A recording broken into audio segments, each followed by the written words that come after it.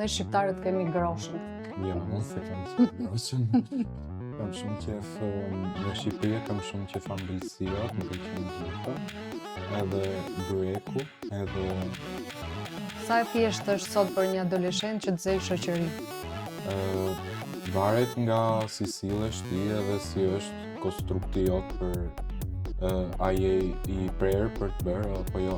Unë jam një njeri shumë i turpshëm edhe unë është shumë e vështirë të shkoj t'i fol një njeri përpara.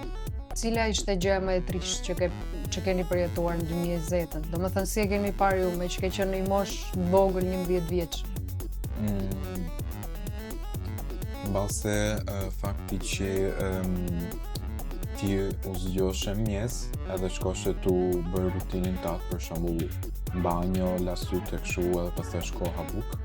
Edhe ishte gjithmonë lajmet në mjesit. Edhe ti si fëmijët kanë emotivitet shumë të madhe. Edhe kur shifshim lajmet edhe gjithmonë dëgjoshim që 30.000 njerëz janë kështu t'infektuar edhe 10.000 njerëz kanë vdekur. Nuk ishte një gjë shumë të bukur që të niste dita kështu një like ose nuk të bëjnë ndaj koment kështu. Është theksuar brenda fëmijët kjo gjë që post të vë like nuk të ndjeg ose për shembull bllokon. Se pamjen e vuret parë. Po, Ka që e rëndësishme është për mua për po. moshën tuaj pamje? Për moshën po, pse jena një moshë rritje edhe ndryshojmë shumë. Po, pse është kjo mosha që prindrit janë armiku numër 1 i teenagerit, se teenageri ka gjithë këto instinkte kështu rebellion edhe Ose është çik titull pak shumë i ashpër për armiku? mirë. Anti-hero edhe në historinë e teenagerit. Kritikuesi po themi më mirë. Po, Se me kështu japim edhe një mesazh. sikur po bëj turpshi brenda vetes. Më mbaj kështu derisa nuk Më pëlqeu shumë ky krahasim me Pajtorçi. derisa. Se kisha dëgjuar ndonjëherë.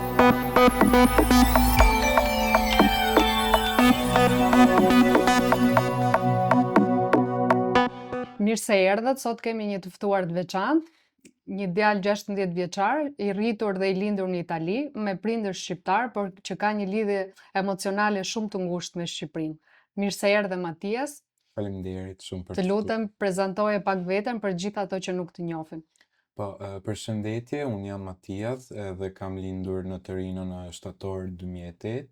Prindërit e mi janë të dy shqiptarë, që kështu kam origjinë shqiptare, edhe jam shumë i lidhur me Shqipërinë. Kam shumë qef filmat edhe kafshët, edhe faleminderit për që më keni ftuar këtu. Në kënaqësi. Desha të pyes, ndihesh më shumë shqiptar apo italian?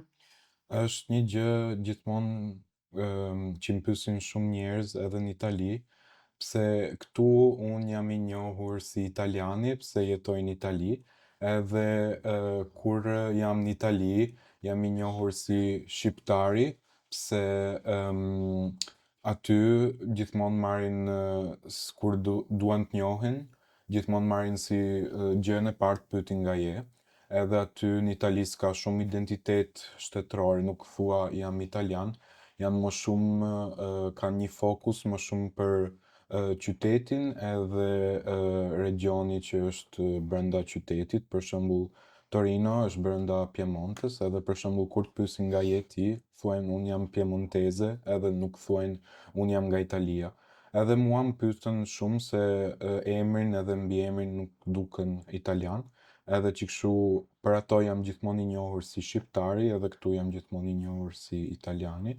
Po nga ana e ime, unë mendoj që jam një mix 50-50 of të dy, edhe që kështu jam i çik shqiptar e çik italian, edhe ka ca fakte që janë më shumë nga ana e Shqipërisë edhe ca gjëra që kam, ca karakteristika që kam unë që duken që janë nga Italia. Na fol pak më gjerë, çfarë të bën ndihesh më shumë shqiptar? Fakti që kam shumë qef miqësinë, edhe fakti që kam shumë qef të dalë edhe të ri jashtë. Nuk jam të thënë që italianët janë njerëz që rrinë brenda shtëpisë, po shqiptarët janë shumë njerëz që kanë qef të socializojnë edhe folin, kanë një zër shumë të lartë, edhe mua në Itali më thuajnë gjithmonë që i fol shumë me një zër shumë të lartë, edhe kam shumë qef kafet edhe këto gjëra që për mua më duken si shqiptar. Edhe ca gjëra që më bëjnë italian mbase fakti që kam shumë qef ushqimin edhe se di. Kam shumë qef gatuar. Ushqimi është më i mirë në Itali se mas teje? Nuk e di, varet nga për qa ushqimin po flasim. Për shembull, Për shembull, ne shqiptarët kemi groshën. jo, unë se kam qef groshën. Kam shumë qef, nga Shqipëria kam shumë qef ambëlsirat, më pëlqejnë gjitha, edhe byreku, edhe jufkat. Okej. Mm. Jufkat e Dibrës. Mm. Po, jeta sociale në Shqipëri dhe në Itali, po flas në aspektin midis rrethit tënd shoqëror adoleshentëve. Ku mendon se është më e lezetshme, le të themi? Mbase, nuk e di, unë fol për eksperiencën time se kam jetu jetën sociale në Itali. Në Itali ka shumë mënyra për të argëtuar, edhe në Shqipëri, po unë i njoh më mirë në Itali, edhe në Itali ke mund për je një njeri që ka qef art edhe ka qef mund shkosh të shofësh një spektakël në teatr ose mund shkosh në muze edhe mund bësh shumë shëtitje të ndryshme, mund shkosh te galeria e artit. Edhe në Shqipëri më merr mendja që do jenë këto gjërat, po për shembull në Itali është shumë si ta thoj versatile, mund shkosh kudo edhe mund bësh shumë gjëra. Edhe në Torino, që nuk është qyteti kryesor, ka shumë mundësi të kënaqesh edhe të kesh një eksperiencë shumë të lezetshme. Për Shqipëri nuk kam jetu asnjëherë jetën sociale në Shqipëri se nuk kam zënë shok me asnjë në Shqipëri jashtë familjes, po edhe këtu nga eksperiencën që kam patë për pushime, duket një vend që mund të kesh shumë kënaqësi edhe për shembull vetëm për të rishur për kafe ose mund shkosh edhe të lozësh me ndaj vend ose bësh shëtitje për qendër tregtare ose shëtitje për muze gjërash. Me që jemi te pjesa që përmende për të zënë shoqëri. Mm. Sa e thjeshtë është sot për një adoleshent që të zëjë shoqëri? Varet nga si sillesh ti edhe si është konstrukti jot për a je i prerë për të bërë apo jo. Unë jam një njeri shumë i turpshëm, edhe është shumë e vështirë të shkoj t'i fol një njeri përpara, se unë shoh shumë si sillet një njeri, për shembull si e ka ftyrën kur është i rehatshëm, edhe si për shembull kur është me nerva ose si sillet, si luan e kështu, që kështu jam shumë observant, edhe najherë për shembull edhe po nuk e ka menjen me mua, po për shembull shef keq ndaj gjë, unë mendoj që është për mua vetëm se po më shef në direksionin tim, edhe mund ta marr si sinjal që nuk do të fol, edhe që kështu nuk jam shumë, nuk dua të fol asnjëherë i pari, pse kam shumë frikë që ai s'do të foli me mua, ai o ajo, nuk e di, nuk do të foli me mua edhe kam shumë pasiguri në veten, edhe kjo gjasme është ajo që gjasme, nuk e di si ta thuaj, Është ajo pengesa që Po. ke ti për të hedhur hapin i pari, le të themi, për të Po. krijuar miqësi.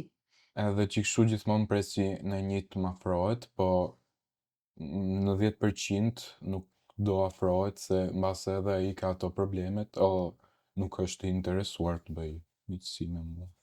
Ti mendon që kjo është pasojë e natyrës që ke ti, apo për shkak të rrjedhës të jetës apo vendit ku je rritur apo kushteve të tjera sociale?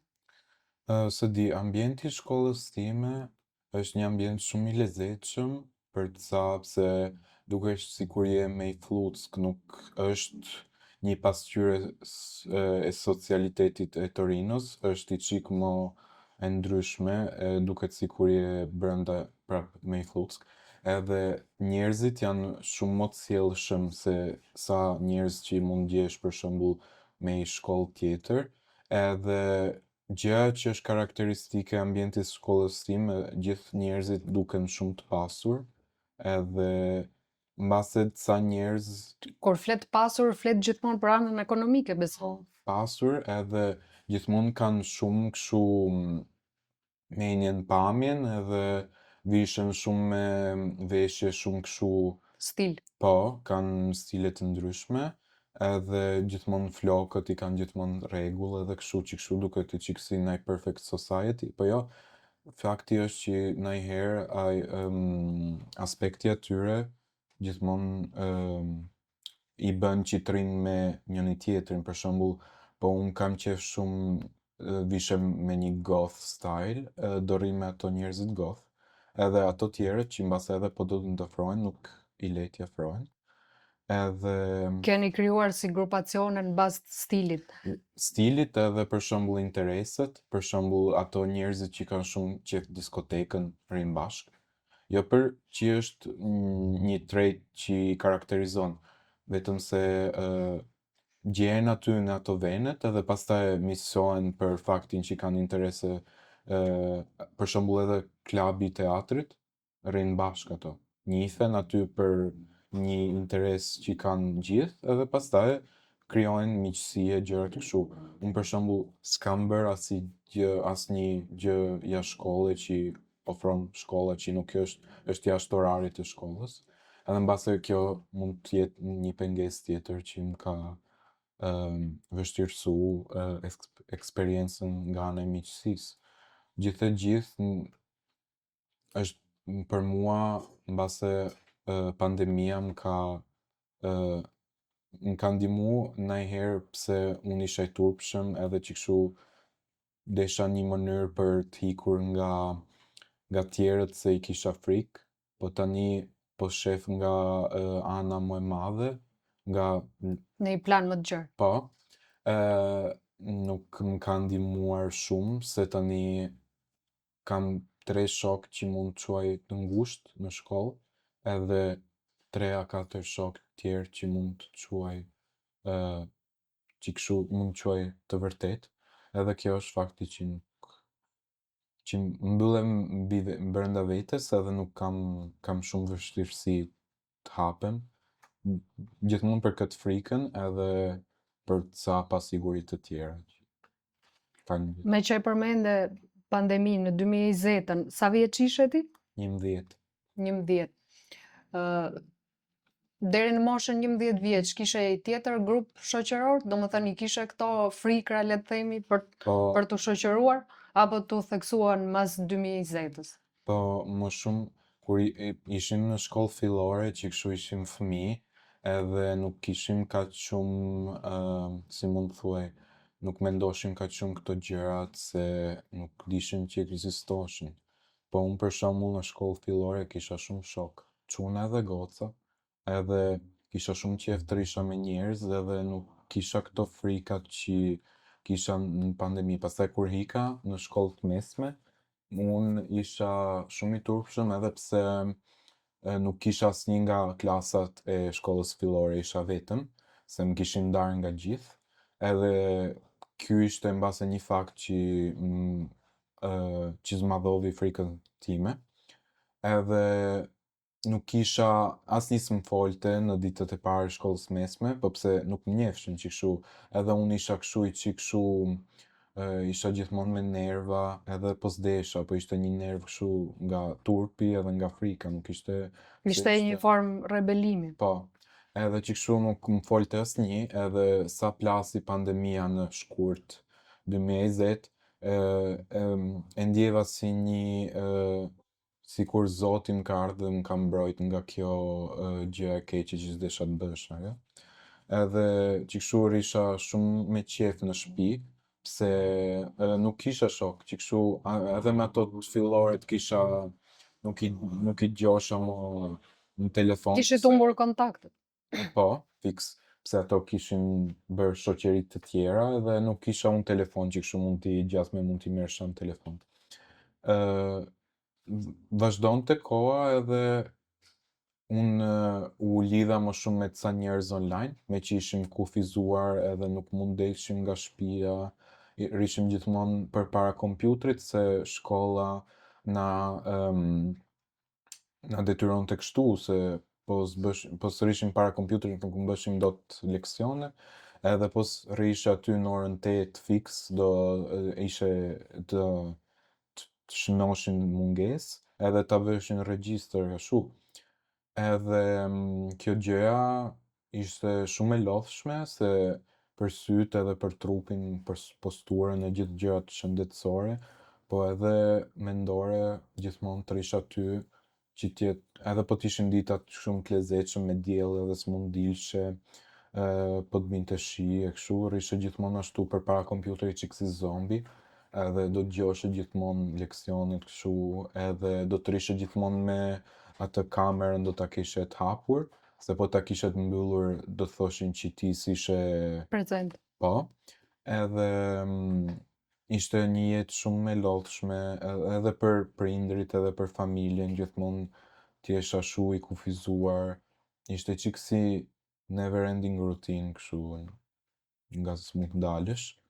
Po fakti është që kjo gjëja nuk ndihmovi fare mua nga anën miqësore, se unë për shembull me ato të shkollës mesme nuk lidha fare, edhe që kështu në vitin 3 në 2022 ishte viti i parë që bëm shkollë pa kufizimin, edhe ishim gjithmonë me maska edhe me kontrolle kështu me vaksina e gjëra, po nuk ishim në shtëpi, domethënë. Edhe që kështu ishte viti i parë që unë mund të folsha dhe mund të kisha një muhabet me ato njerëz që ishin si të panjohur për mua, i shifsha vetëm te ekrani edhe nuk bëshim ndonjë gjë kështu, nuk Ishte shoqëri virtuale. po nuk i kontaktoshi, për shembull nuk shkruashim në WhatsApp ose në telefon për shembull, mbase ato kam bërë, po unë për shembull s'mbajta ndonjë raport me asnjë, kur ishte kufizimi i pandemisë. Cila ishte gjëja më e trisht që keni përjetuar në 2020-ën? Domethënë si e keni parë ju me që ke qenë në një moshë të vogël 11 vjeç? Mbase fakti që ti u zgjoshe mjes edhe shkoshe tu bërë rutinin tatë, për shembull banjo, la sytë e kështu edhe pastaj shko habuk, edhe ishte gjithmonë lajmet e mjesit, edhe ti si fëmijët kanë emotivitet shumë të madhe, edhe kur shifshim lajmet edhe gjithmonë dëgjoshim që 30.000 njerëz janë kështu t'infektuar edhe 10.000 njerëz kanë vdekur, nuk ishte një gjë shumë të bukur që t'niste dita kështu tu dëgju këto gjërat që nuk janë të mira. E di, do t'i thuashin pse do t'i thuashin se janë lajmet, po për një fëmijë nuk është një gjë shumë, nuk më ndihmon shumë nga ana kështu. Emocionale. Po. Edhe shëndeti mendor ndonjëherë nuk ishte shumë i lartë pse kishim gjithmonë presionin për notat. Presionin për notat unë në shkollë fillore nuk e kisha pse ishim fëmijë, po nga shkollat e mesme u fillu tu bë një prezencë shumë të madhe brenda mua, edhe më shqetësonte shumë, edhe kur ishim mrapa ekranit, që gjasme zyshja nuk mund të bërtiste, edhe nuk mund bënte skena edhe ti s'mund të qashe, po gjithmonë ka qenë një gjë që më ka karakterizuar që kur isha i vogël. Që kështu jetë kjo, s'di. Ti mendon se kanë kaluar 100% pasojat e asaj periudhe? Domethënë me që keni qenë edhe fëmijë, i keni kaluar apo ka lënë gjurmë në formimin tuaj? Për mua është një plagë që është ala e hapur, pse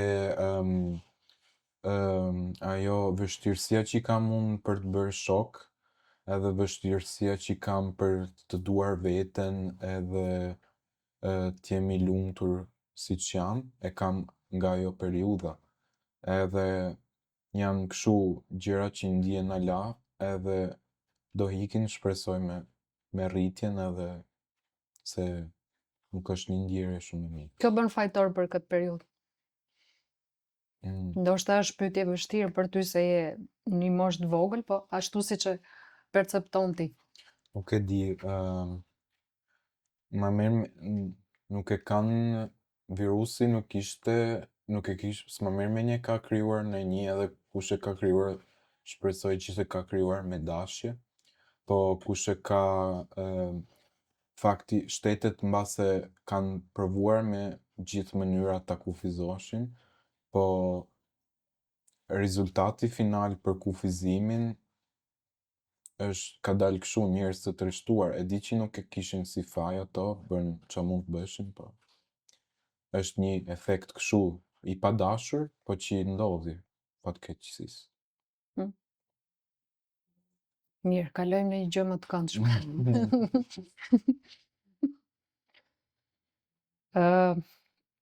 Ja ndihesh krenar që je shqiptar kur je në Itali?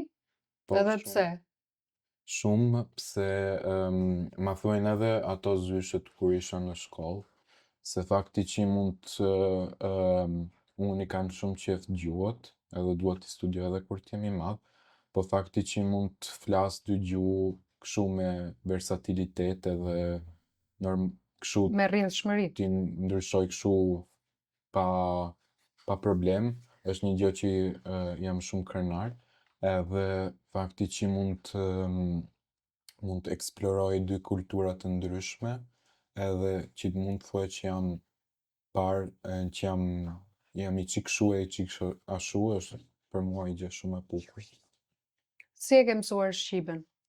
Po, unë jam çuni i parë që kështu isha kavi eksperiment i mamit të babit, po aton edhe risha me i shtëpi që ishin edhe hallat edhe gjyshrit bashkë me mua, kur isha i vogël, që kështu i gjosha shumë shpesh që i folshin shqip, që kështu italishtja nuk ishte çik si tabu kur isha unë i vogël, se asnjë se folte.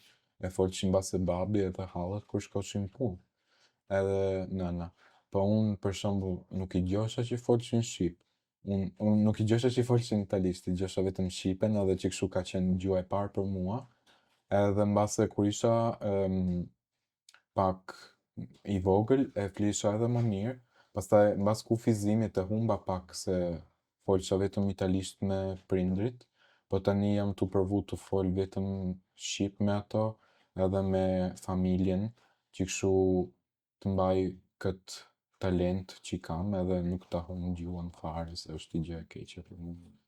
Po, në fakt është gjë shumë e bukur që e ke ruajtur shqipen, pavarësisht se ka ato normalisht mangësit kur nuk e studion si gjuhë primare, por që kuptohesh shumë mirë. Po për sistemin shkollor, si është sistemi shkollor në Itali? Po. Në Itali ti në 3 vjeç futesh në kopsht deri në 5 vjeç. Pastaj mas 5 vjeç ti ke 5 vit fillore, 3 vit mesme, që për ju janë 8 vjeçare, 9 vjeçare, se di se keni ju. Edhe janë të ndryshme, për shembull ke shko te shkollë këtu, pastaj ndron e shkon mesme për 3 vjet, pastaj ke gjimnazin, edhe mund zgjedhësh sa degën si e do ti, ka degë klasike që mund të studiosh për shembull gjuhat e vjetra, si greqishtja e vjetër edhe latinishtja, edhe ke një pamje më të hapur edhe që ka një fokus më të madh në filozofi, italisht, letërsi kështu angleze dhe italiane, edhe histori e artit. Edhe pastaj është dega shkencore që i ke një fokus më shumë për biologji, kimi, fizik, matematik edhe informatik. Pastaj është dega gjuhore që je i detyruar të bësh një gjuhë kryesore që është anglishtja, edhe pastaj 2 gjuha kryesore tjera që janë varet nga shkolla, po mund t'jenë spanjisht, frëngjisht, mund t'jenë gjerman, mund t'jenë rus ose kines. Ja, përveç kësaj strukturës, po them, të përzgjedhjes së degëve, desha të di më shumë si keni për shembull marrëdhëniet me profesorët, si është sistemi, sa i hapur është Po, najherë ato për shembull zyshet e shkollës mesme najherë na tremin pak kur po mbarojnë shkollët e mesme edhe na thonë për shembull gjimnazi do jetë ferr, do jetë ndonjë gjë shumë të keqe, do qani ju bëjmë shumë. presion. Po, edhe për ta zgjedhim mirë degën që duam, pse është një zgjidhje kështu shumë importante, se është zgjedhja e parë që bë ti si njeri. Po, bëjnë shumë presion, pastaj kur shko ti, nuk është kaq shumë e theksuar kjo gjë që janë këqi. Unë për shembull vitet e para, 2 vitet e para kisha profesor, edhe këtë vit i kam ndryshuar fare, gjitha. Edhe mund thuaj që 2 vitet e para ishte ala si kur shkoshe në shkollë mesme. Profesorët ishin shumë interesuar në jetën tonë, na pyetshin për shembull a lexoshim ndonjë gjë apo shifshim ndonjë film ose si ja kaloshim kështu me sport ose me ishin shumë interesuar në jetën tonë, edhe ishin edhe ca momente kur ishin leksionet, folshim edhe ishin ca orë kështu që folshim bashkë edhe nuk bëshim kështu leksion normal si bëjmë gjithmonë edhe ishim të lezetshëm. Edhe krijohej i çik si një raport me profesorin që ishte Raport miqësor. Po. Edhe këtë vit ka ndryshuar se gjasme shkolla ime është e famshëm për dega klasike, si thash, është e famshëm për i ndan shumë 2 vitet e para dhe 3 vitet e fundit, pse 2 vitet e para ti bë shumë gramatik, greqishte edhe latinishte, edhe është i qik më këshu, do studiosh i qik më pak se gramatikat janë këshu ligje që do t'i dish këshu më përmendsh edhe pastaj i bëre gjëra.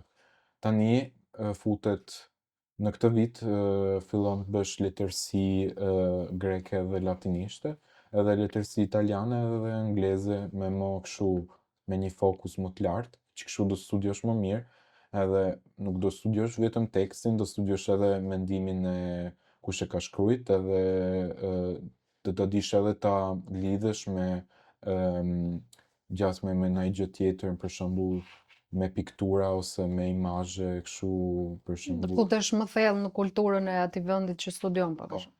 Edhe fakti është që edhe profesorët janë i qik më me eksperiencë, ato në këto 3 vit, edhe për shembull ato që janë në 2 vitet të para kanë eksperiencë, po janë i qik më kështu më të hapur, këto janë i qik më të mbyllur, edhe jo për ndonjë gjë, se është punë e vet, edhe janë më pak interesuar në jetën tonë edhe nuk kanë kaq vështirësi na ngarkojnë me detyra edhe të na lejnë kështu pa gjumë fare.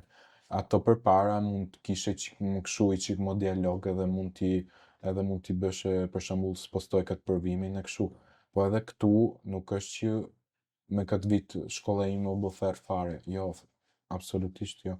Po është i qik kështu më e vështirë pse u rritëm edhe kështu, edhe na profesorët na marrin më shumë si njeri më të mëdhej, edhe që kështu mendojnë kështu që me që jena më të mëdhej organizojnë na vetveten. Që kështu edhe kur do na japin provimet, na thojnë 3 ditë kështu, edhe ne pastaj e zgjedhim vetë. Edhe për shembull kur do t'i spostojmë, gjithmonë reprezentanti do shkruaj letër edhe do t'ja pyesi kështu ose me mail kështu.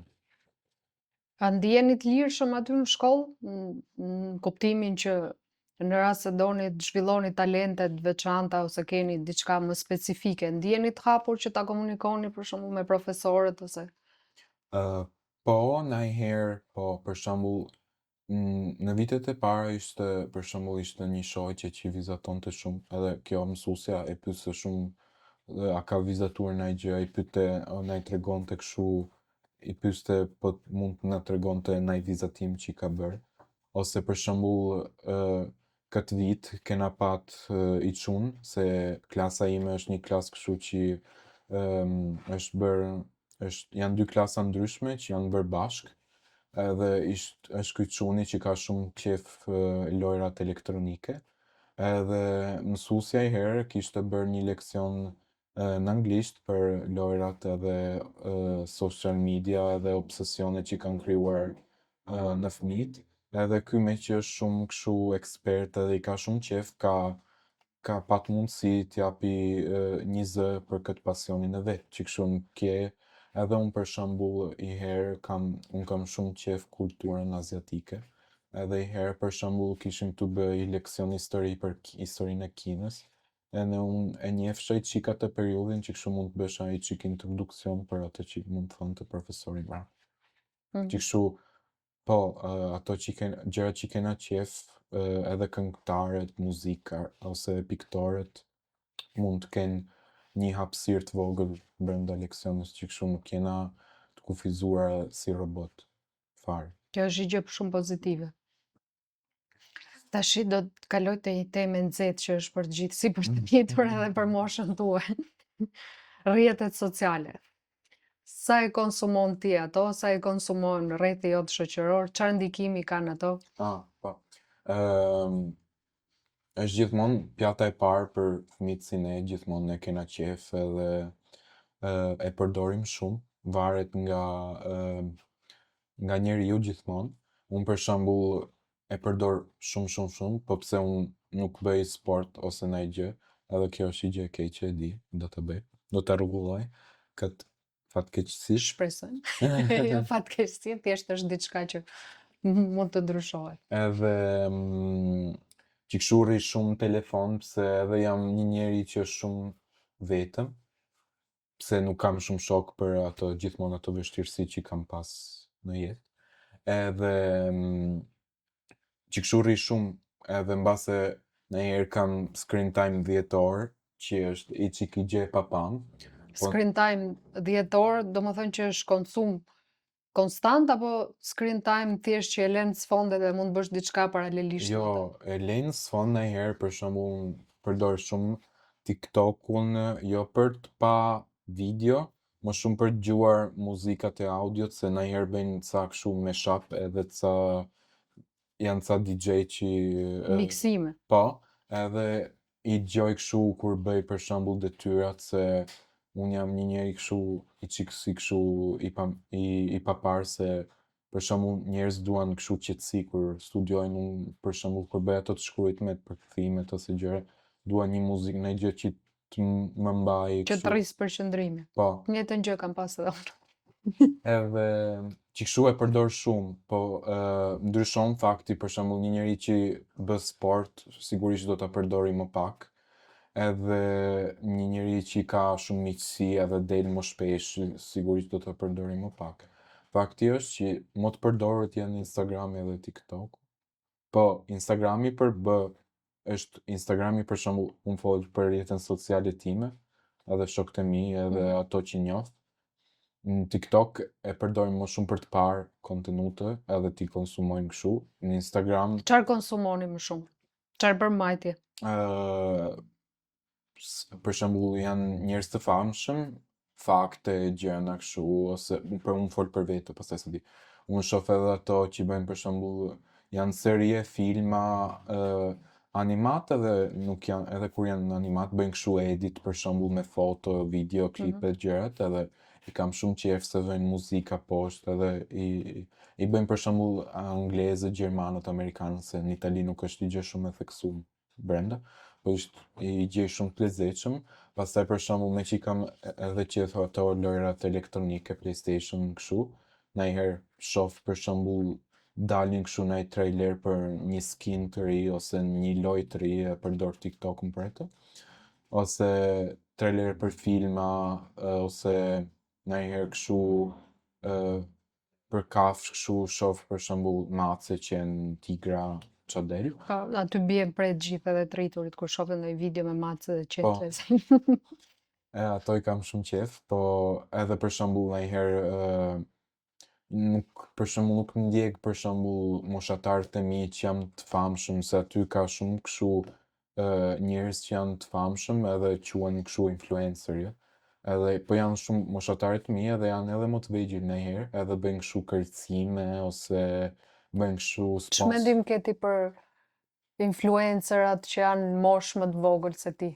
Është normale që në atë moshë të kesh një profil ose një profesion siç e quajnë tani influencer? Jo, unë vetëm nuk kam ndonjë mendim të madh për ato, vetëm skuptoj faktin që ato janë të ndjekur për bukurinë, se nuk është ndonjë gjë kështu, nuk kanë jo për mase edhe kanë karakter shumë të lezetshëm, po ato prezantojnë në TikTok me bukurinë e vet edhe me faktin që janë brenda kanonet e bukurisë, edhe atë i gjen shumë ndjekës në TikTok.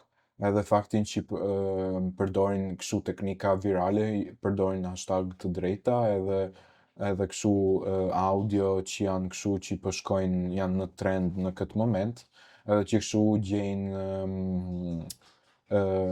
popularitet. Mas atë, kur kjo popularitet me që TikTok është shumë është shumë me fast pacing, që kështu trendat ndryshojnë për javë. Kjo populariteti është shumë e vogël, edhe për shembull ç'a bëjnë, lidhen me influencer të tjera, edhe bëjnë kështu i çik si drama, thonë ky u lidh me kjo, pastaj e ka tradhtu me këtë tjetrën, edhe që kështu krijojnë drama, edhe njerëzit e kanë shumë qef dramën, që kështu i ndjekin edhe la më shumë, edhe bëjnë për hype, najherë as njifen fare edhe e bëjnë kështu, e planifikojnë, që kështu të kenë edhe çik më shumë followers e gjëra. Janë ca që janë shumë të mirë, po janë më të mëdhej. Këto të vegjelit janë i çik kështu si preza in xhiro, si se di si ta Si talli. Po, për mua, pastaj se di. Po. Çfarë efekti jep konsumizmi i tepërt i TikTokut edhe Instagramit?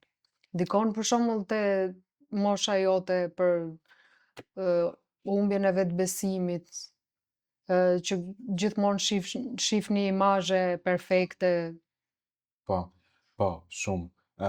Për shembull, kur shef gjithmonë çuna edhe goca të bukura, që për shembull ato njerëzit famshëm, kështu aktor edhe këngëtar nuk m'japin shumë presion.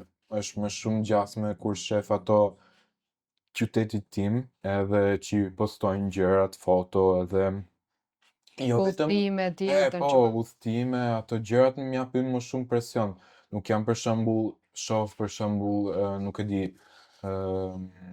ndaj aktor korean që kam qef ose Scarlett Johansson ose Brad Pitt po postojnë ato, i shoh me qef, nuk është ndonjë që m'jap impresion se thua, këto kanë një bukuri e papame edhe Po. unë se kam. ndërkohë që moshatarët e tu Po, ato m'jap impresion pse nga dy ana. Për shembull ato që njeh, t'jep presion fakti që edhe për shembull kur nuk të vëjnë një like ose nuk të vëjnë ndaj koment kështu, është theksuar brenda fëmijët kjo gjë që po s'të vë like nuk të ndjek ose për shembull të bllokon. pse mendon ti se nuk bëjnë like? Nuk e di. Është çështje zilie, inati? Jo, mbase m'kan me inat se di nuk e di. Unë si kam me Nuk po inat. flas vetëm ndaj teje, po Po. flas në përgjithësi. Po për mua, po arsye e parë do të jetë inati për mua, zilia se di, edhe mbas ajo. Janë një mix e të dyve, më shumë.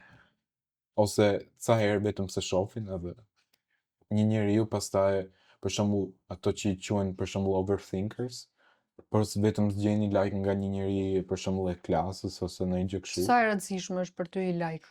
Vlen shumë për ty në rast se për shembull e ti një post random, le të themi.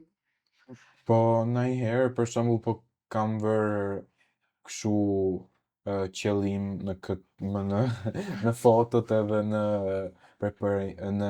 Ose më sakt, për shembull, kur ti poston një foto në Instagram ose në TikTok ose i video të shkurtër, për çfarë qëllimi e poston? Që jo, të marrësh sa më shumë like, që shoqëria jote ta shoh se ku je ti, se çfarë po përjeton ti, që Jo. ti po kënaqesh shumë, domethënë qëllimi jot i fshehur, cili është?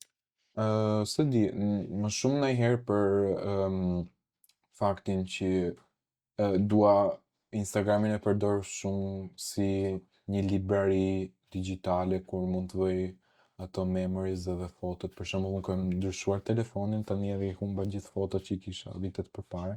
Edhe kam qef që i kam Instagramin se për shembull udhëtimet edhe gjërat që kisha bërë. I kam aty fotot më të bukura. Qëllimi i dytë mbase që ndonjëherë të ndihmon të krijosh ndonjë muhabet për një njeri që si mua që është i turpshëm, gjas me bëj post, të vëjnë like ose nuk ta vëjnë, po e E shohin. shef si një mënyrë Edhe për socializimi. shembull, ditën tjetër thotë, "Oh, ke shkuar këtu, më trego pak si është se mbase edhe unë kisha qef të shkoj." Atë është qëllimi im i parë. Pastaj rëndësi që jap unë, vitet e para e gjimnazit i jepsha shumë rëndësi, se me që në fillore humba kontakt me gjithë mesme, ishin lidhje që ishin alak shumë në formim.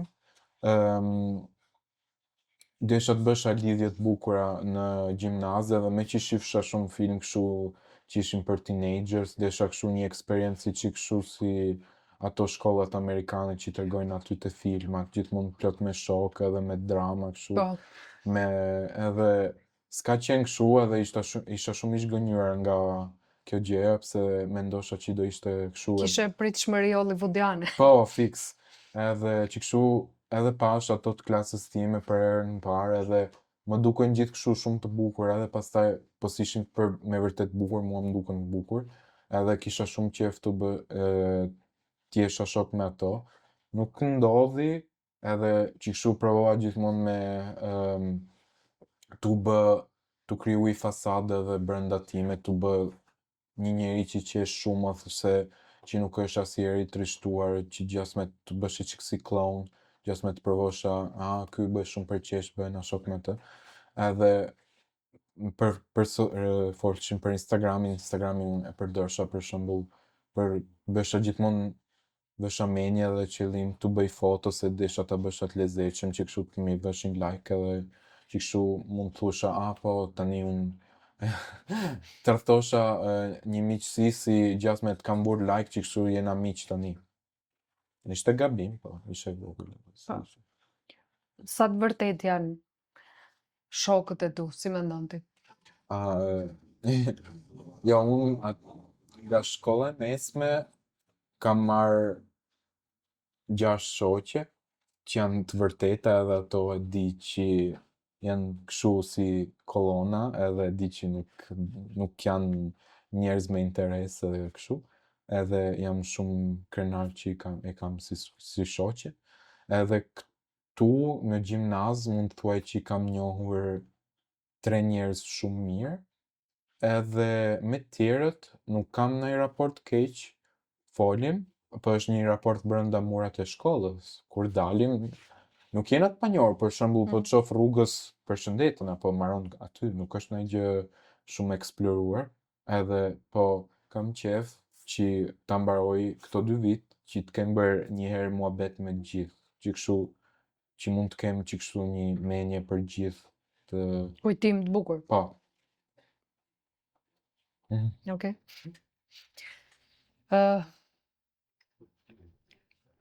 Flasim pak për shëndetin mendor. Po.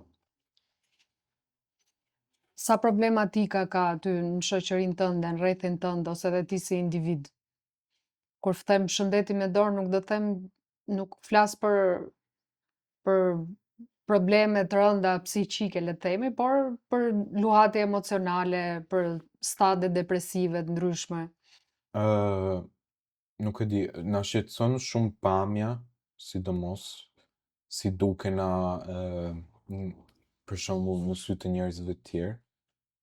Unë për shembull fol për eksperiencën time kur futem për shembull në klasë, edhe ndonjëherë më shef keq, mendoj që është pamja ime për shembull, oj kam buzët të fyrë se kam këtë smundje e lëkurës ose flokët sonte i kam të vajisura edhe më vje keq, ose jam veshur si një lytës edhe nuk kam një stil të lezetshëm sonte që kështu pamja është një faktor shumë i madh që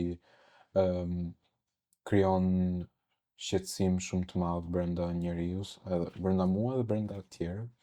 Edhe një njeri që mbase është shumë i bukur, edhe është brenda gjas me ato kriteret e bukurisë italiane, mbase mund të jetë edhe ndjet keq se gjithmonë menja edhe ankthi janë tallen një qik me ty edhe nuk të ndihmojnë asnjëherë.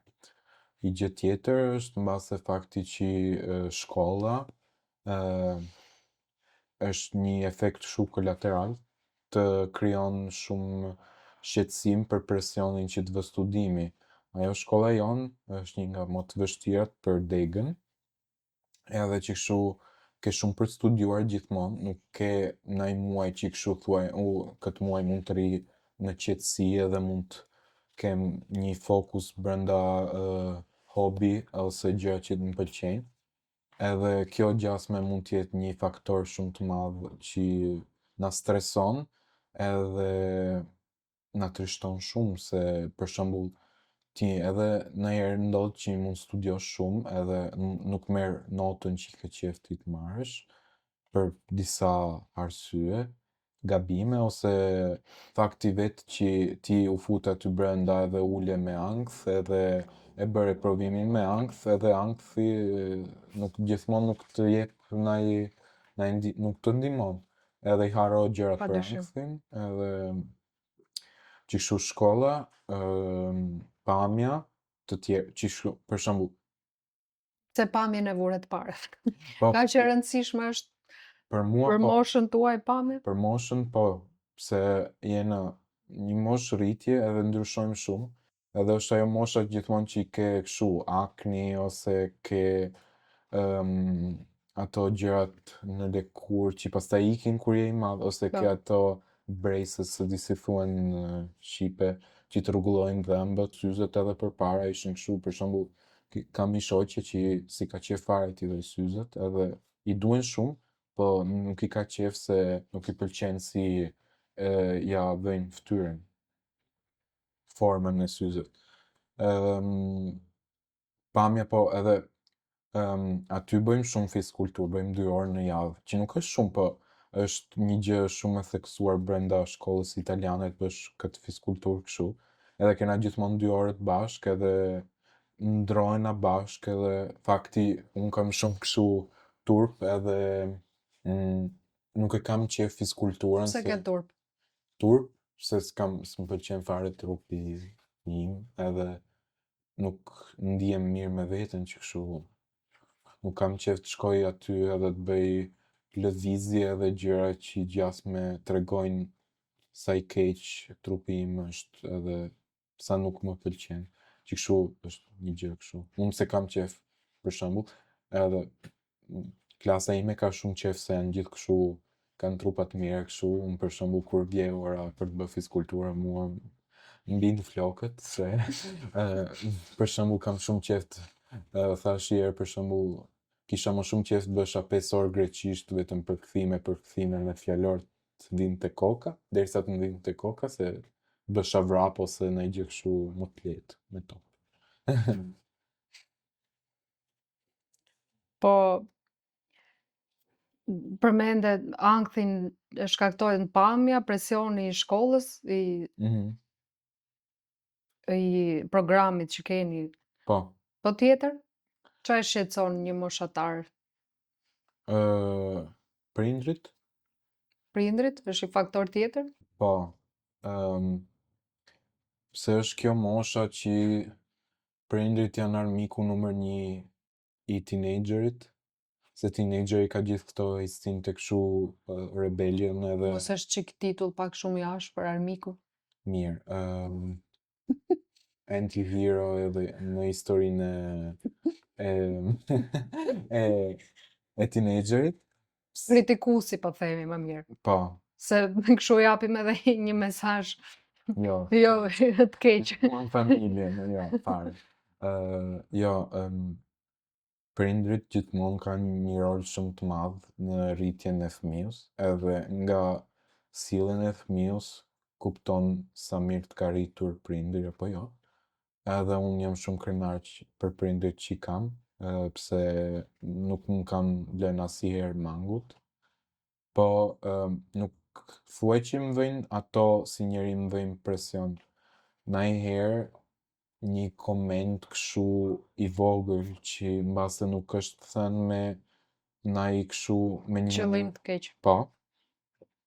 në një situacion me stres që është pamja, shoqëria, shkolla, studimet e gjërat, mund t'jetë kështu pika e fundit e ujtit që mush vazën plot edhe e let plasi. Edhe që kështu pastaj shkon mbrapa është kështu fillon një diskusion edhe që nuk është e dashur, po është një kështu mix e gjithë gjërat që janë kështu se unë jam një njeri për shembull që i mbaj gjërat brenda se jam një njeri edhe kam shumë shoqe të mira edhe prindër shumë të mirë, po nuk e di asnjëherë kështu që ti nxjerr ato gjërat që kam brenda, që kështu i mbaj edhe sikur po bëj turshi brenda vetes. I mbaj kështu derisa nuk Më pëlqeu shumë ky krahasim me Turqi, derisa se kisha dëgjuar ndonjëherë. derisa kur nuk ndjej erën e keqe e ufullit që të vjen në hund edhe pastaj i nxjerr. Që kështu edhe mund t'jenë gjëra për i muaj, për shembull kam marrë një notë keqe në shkurt, unë deri në mars e maj atë brenda mua, derisa nuk më del nga shpirti që se dal dot më. Po jam një njeri që është shumë vetëm brenda një rrjeti ndihet vetëm edhe po është shumë I shoqëruar. po. Po pse ndodh kjo shkputje, po të themi me prindrit, përderisa ke marrëdhënie të mirë dhe ato përpiqen që t'japin maksimumin. Po nuk e di se Mendon se ky besoj se nuk është vetëm problemi jot, jo, është i gjithë s'ma- adoleshentëve po. që mbajnë rezerva me prindrit e tyre, nuk arrin atë komunikimin ideal, le të themi. Po ndonjëherë Çfarë të pengon domethënë që të shprehesh lirshëm ata? po ndonjëherë prindri ka këtë kështu abitudin e si të them. Sjellje, zakon. Këtë zakon që ndonjëherë kur ti për shembull po i fol për ndonjë gjë, ato nxjerrin gjëra tjera që s'të kanë thënë përpara, edhe gjas me bëjt kështu një mix që pastaj mund krijosh një diskusion me zë të lartë edhe kështu, edhe fillo bërtet edhe njëri s'kupton, tjetri s'kupton edhe të dy ikin me nerva, që kështu nuk ndihmon fare. Edhe ndonjëherë prindri ka edhe atë zakonin ta thjeshtësoj shumë situatën tënde, edhe pastaj teenageri nuk ndihet i kuptuar, edhe mendon që gjatë ma bëre kështu si një lojë 2 lekësh. Edhe për mua është një gjë shumë e rëndë kjo gjë. Për shembull unë ndonjëherë desha shumë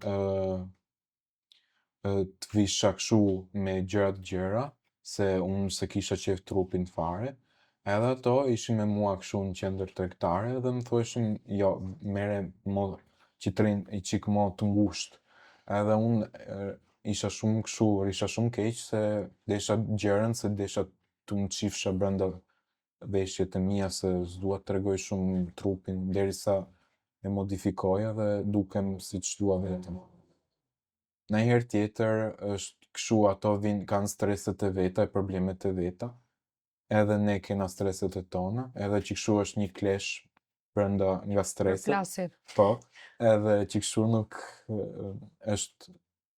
ndihmon asnjëun as tjetrin prap. Edhe ndonjëherë janë ca gjëra që thua, do ta zgjedh vet si bëhet, edhe që kështu ndihesh ndonjëherë nuk e dua ndihmën tënde se mund t'ja bëj dot vet, pastaj s'e bën dot, po varet gjasme. Çfarë këshille jep ti për prindrit e adoleshentëve po flasim? Si mendon se mund të zgjidhet kjo, të korrigjohet ky komunikimi që të kuptohen më shumë të dy brezat? Mos e ndërprek kur fol, se mund ta mbyllësh edhe më shumë, ai mund teenager jam tu fol për atë, se s'e di eksperiencën e prindrit se nuk jam një prind. Jo, unë prandaj tu drejtova këshilla nga ana jote. Po, Duhen ti si prindër për mua gjoje përpara çfarë të ka për të thënë, se mbase po e ndërpreve, ai do mbyllet alarm më shumë edhe nuk do ta thojë atë gjën që do të thojë se teenager kanë këtë zakon ta marrin me gjata. Nuk ta thojnë direkt. Për shembull ta tregojnë gjithë historinë derisa të thojnë problemin. Edhe duan më shumë durim. po. Edhe teenageri ta gjoj prindin pastaj edhe nuk Jo të ndërprej edhe ai që kështu t'jetë një gjë kështu një gjë para ti, pastaj fol ti edhe pastaj provojmë të bëjmë një kuptim. Edhe pos më kuptove. Provon prapë. Ndoshta i moment dytë. Një herë tjetër. Okej. Desha të prek shumë temën e bullizmit. Tu në Shqipëri është shumë problem. Nuk e di si është në Itali. Unë s'di si ta them se nuk është kaq i theksum. Kena fol shumë për shembull kur ishim të vegjël në shkollë të mesme edhe në shkollë fillore, folshim shumë për bulizëm edhe për faktin që është një problem shumë të madh. Po në Itali s'mund të thuaj që për eksperiencën time s'mund të thuaj që është një gjë shumë e theksuar, pse shkollat e mia kanë qenë gjithmonë kështu një gjë shumë sikur je brenda një flusk, si thash përpara, ja 3 herë. S'ka që S'di si të shpreh. Po që gjithmonë nuk ka qenë asnjëherë një problem për ne se gjithmonë në klasë kena qenë mirë, edhe po na një nuk të pëlqente o ti nuk i pëlqente, në një nuk ka ardhur asnjëherë bulizmi ose ndaj kështu ndaj njeri që s'të do edhe ta thot kështu me me ashpërtsi. Po, edhe përdor bulizmin kështu si një mënyrë që ta tregoj atë ashpërsinë që ka për ty. Që kështu nuk është kaq i madh, mbase është edhe nga dega e shkollës, edhe kjo është një gjë, nuk është shumë e mirë që e thuaj, po ndonjëherë dega e shkollës tregon edhe për shembull ç'a tip njeri je, se për shembull ndodh këtu në Itali, nuk është një gjë e vërtetë, po për shembull ato të pasurat, ato që janë fëmijë të njerëz të pasura, rinë shumë shpesh në shkolla që janë kështu si klasik ose shkencor ose gjuar, edhe që quhen kështu lice. Edhe pastaj janë ato institute teknike që rinë për ca teenager rinë në institut teknik rinë njerëz që janë i kështu që s'din studiojnë edhe bëjnë kështu gjëra koti gjasme, që nuk është e vërtetë.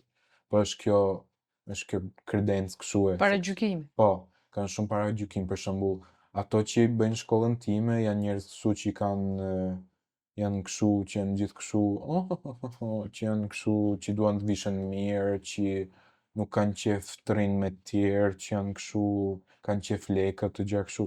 Për shembull, ato që rinë në institutet teknikë është ky paragjykimi që janë njerëz të paedukuar e kështu. S'është e vërtetë, po. Është kjo kredenca kështu. Edhe që ishim të thënë se është bulizmi. Për bulizmi. Bulizmi mbase ndodh, po në ambientin shkollor mund thuaj që është shumë i kufizuar. Maksimumi që mund ndodhi është ndaj kështu folje, nuk që të thojnë herë të flasin që të thojnë ky është i shnosht, ky është i shumtut, ky nuk fol mirë, ky e ka zërin shumë t'ulët, shumë t'lartë, ky mba erë ose vishet keq. Asnjëherë mbaron këto rrithen, ky ma ka bërë synë e zi, ky mi ka triq flokët, ky ose nuk ndodh asnjëherë. Nuk keni arritur ndonjëherë në agresivitet. Jo, fare. Po ato që të folin kështu flasin është kudo. Të folin mbrapa, që kështu ti nuk e di. Edhe pastaj të vjen nga njëri tjetër, edhe që të vjen e thot, gjo, kjo ka thënë këtë gjë për ty, që ai mbase nuk ka as interes për këtë gjë, po ta thot pse mbase Thjesht që të ndihesh keq. Po, edhe do të bëj drama ose ndonjë gjë kështu. Ajo është shumë normale edhe ndodh kudo.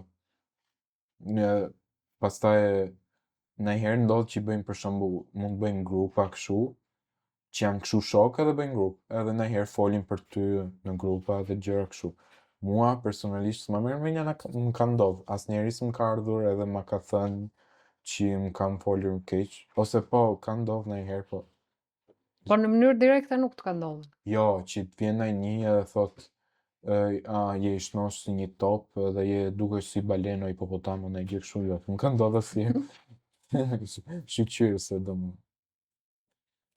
Najherë ndodh që mbase ka ndodhur në klasë, jo mua, po mbase njëri tjetër, që folte edhe bënte kështu prezentacion e folte për shembull e pyeste zyshja edhe ky tregonte ndaj PowerPoint ose ndaj Word që ka shkruajt.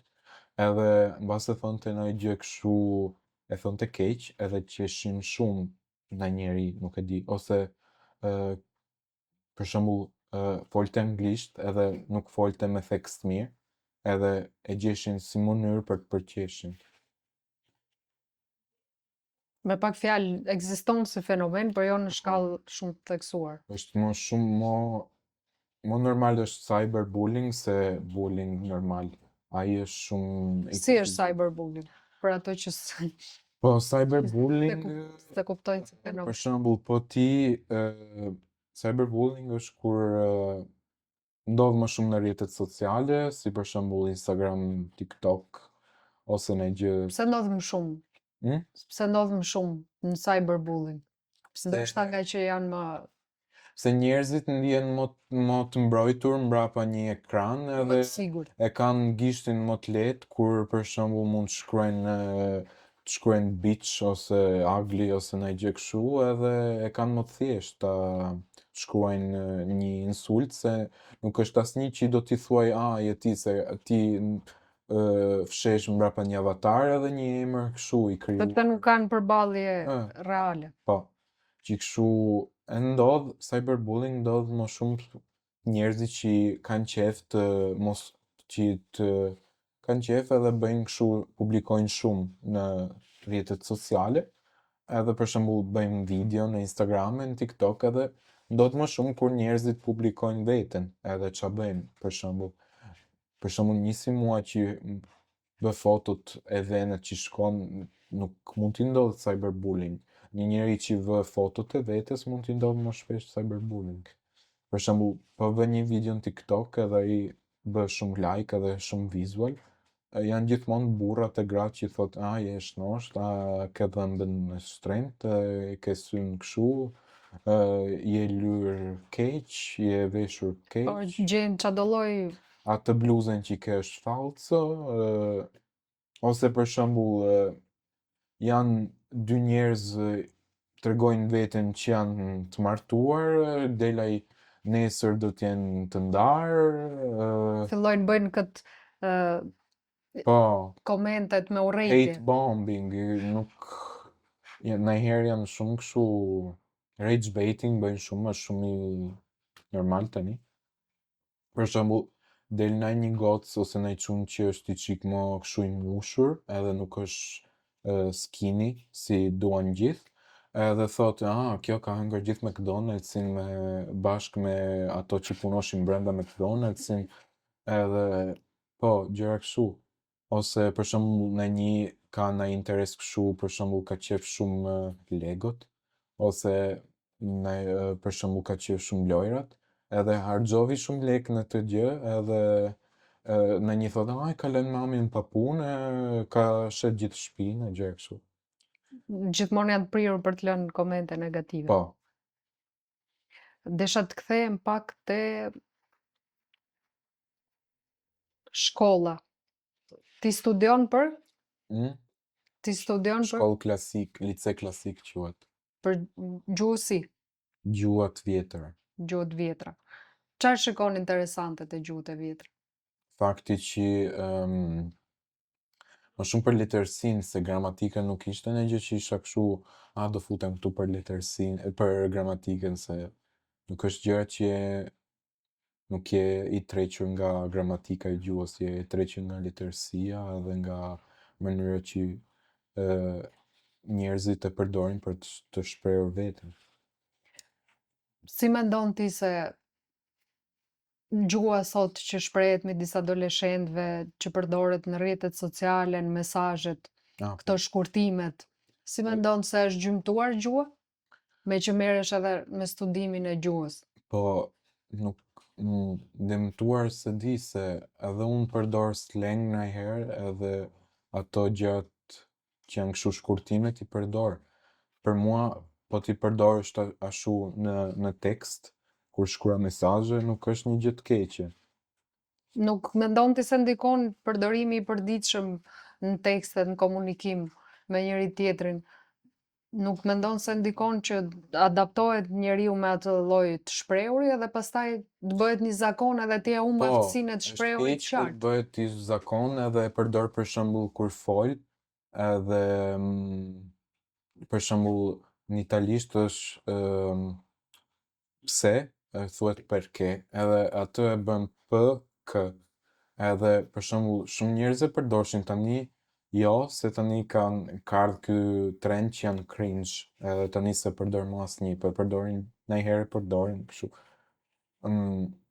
Për mua, derisa e përdor për një kështu rrjete sociale, WhatsApp e gjëra kështu, nuk është një gjë të keqe.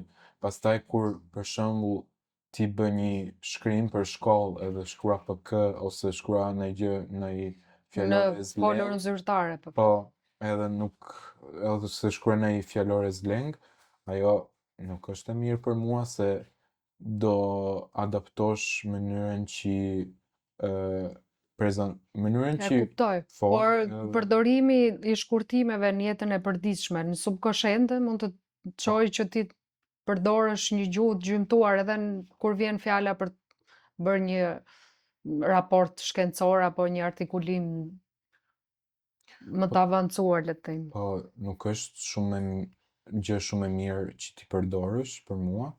Unë i përdor që kështu edhe unë bëj këtë gjë të keqe, po jo shumë shpesh, për ndonjëherë kështu kur je të bën një quick message.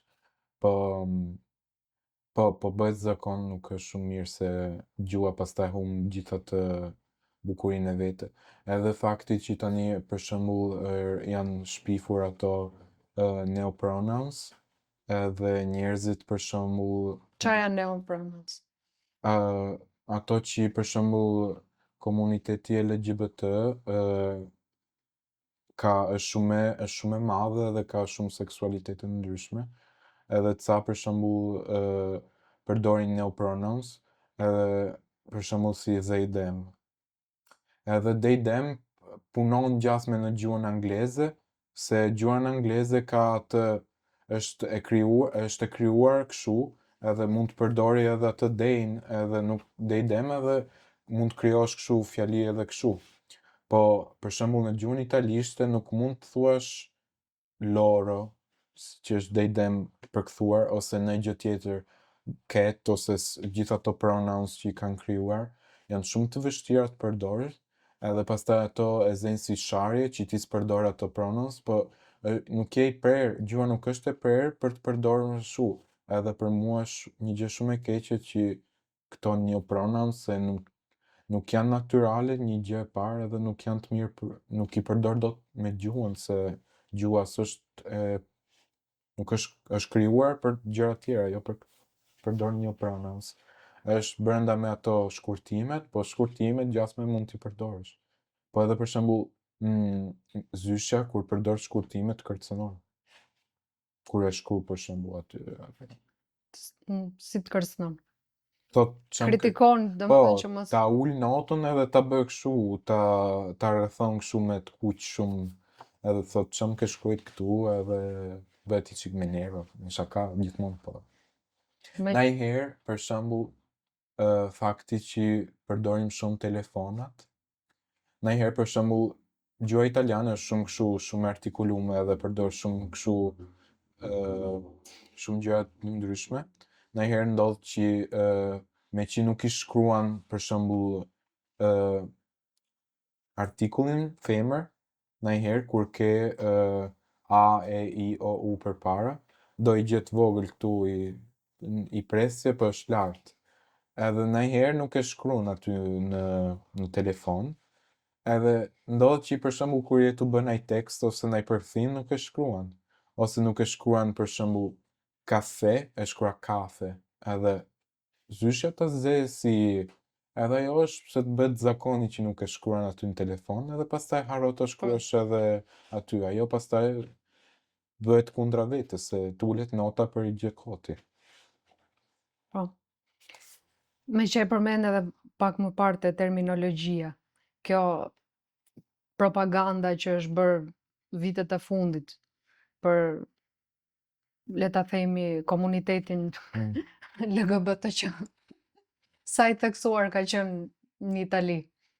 Në Itali nuk është, tani, në shkollë nuk është shumë e theksuar. Shkolla nuk bëhet kështu gjasme, unë jam si vesël kjo propaganda. Është një gjë që nuk është që e dënojnë edhe i thuen jo, mos e bë. Janë ca gjëra, ca seminare që folin për atë, jo gjasme si argument kryesore, po I përmendin po, gjatë. është një gjë që është e theksuar brenda tani, për shembull, edhe për shembull folin për konstitucionin edhe shtojnë për shembull edhe orientimi seksual edhe gjenderin kështu. Gjender ishte edhe përpara, po shtojnë edhe ato gjenderat të reja, nuk është vetëm burë e gru, edhe janë ato Ti tjerë. personalisht çfarë mendimi ke për to? Për mua nuk janë ndonjë gjë, nuk i ndjej si minaccia, s'di si të thuaj. Kërcënim. Po, nuk i ndjej kështu si ndonjë gjë të keqe, i respektoj si njeri edhe po duhen të bëjnë kështu, ta bëjnë, nuk është derisa s'më hyn punë mua, varja. Për mua nuk është një gjë që më prek kështu direkt. Mendon që është gjë pozitive apo negative? Domethënë çfarë koncepti ke ti që ekzistojnë natyralisht, ekzistojnë femër mashkull? Për mua, mami im thot gjithmonë kështu, atë që bën brenda krevatit, bëje si duash. Boll që nuk të mbësh mua, që ta bëj edhe unë atë gjë brenda krevatit, derisa e bë ti edhe nuk je bezdis tjerëve, bëje. Për mua kanë qenë gjithmonë edhe nuk është një gjë që është shpifur tani është vetëm më shumë, folim më shumë për atë.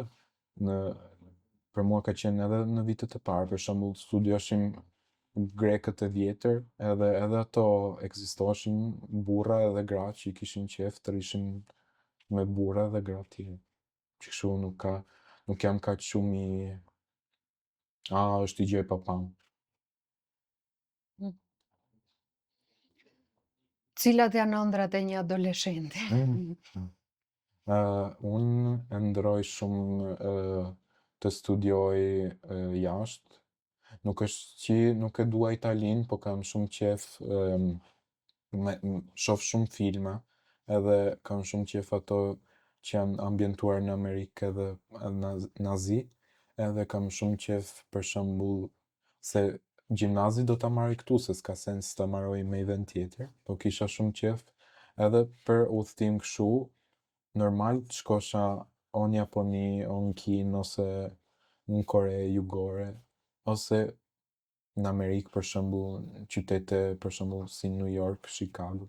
Edhe kisha qef të vizitosha për shembull edhe qytete europiane si ato që janë aty Norvegji, Suedi, ato qytete si Oslo, Stockholm.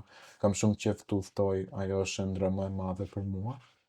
Edhe të kem një punë që të më pëlqej, se nuk dua një punë që nuk të më pëlqej, se pastaj e bëj si shkollën, që nuk kam shumë qef të shkoj edhe për punën edhe do jetoj gjithmonë në këtë rutinë edhe pastaj s'ja del më dot. Dua një punë që të kem qef edhe pastaj lekët janë një gjë që vjen mbrapa, po gjë e parë, shpresoj që do marr një punë që do kem qef, edhe për universitetin një gjë që do kem qef. Edhe shpresoj që ta bëj jashtë universitetin, po pa ta mundësi. Po frika më e madhe që ke? Të bëhem si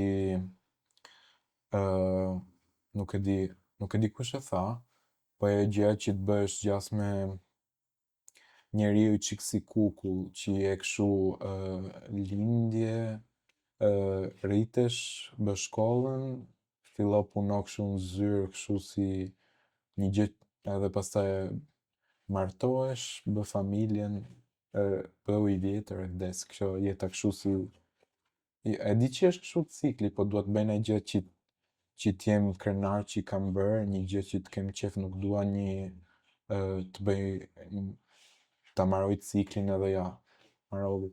E ndjej si një gjë bosh, edhe sikur nuk kam bërë asnjë gjë bukur.